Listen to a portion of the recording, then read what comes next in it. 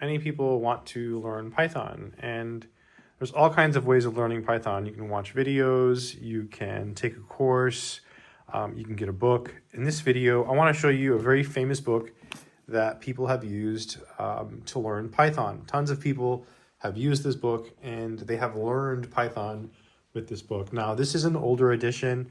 I definitely recommend to get a newer edition. I'll leave a link in the description of this video in case you want to check this book out.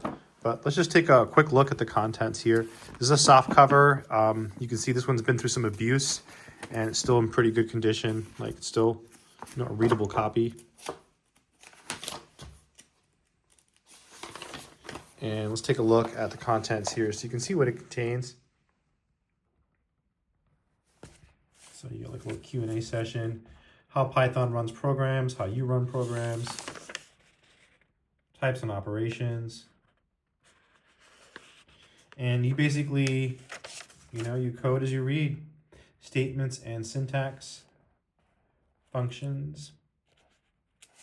And you can certainly teach yourself Python or any language, modules. It just depends if you have the desire to do so, right? That's really what it's about. Exceptions and tools, the outer layers, and then you have solutions to the exercises. Let's take a look at that. That's page 541. Let's take a look at that. So that's, we got answers to the exercises, which is quite nice. So when I first learned C programming, the book I used did not have answers to the exercises, and that would have been very, very helpful. So that is a big pro of this book. Yeah, very, very nice. So yeah, I'll leave a link in the description in case you want to check it out. But this is just a book that you can use to learn Python, and it's probably like the most famous one or one of the most famous ones. So yeah, it's helped probably thousands of people. Take care.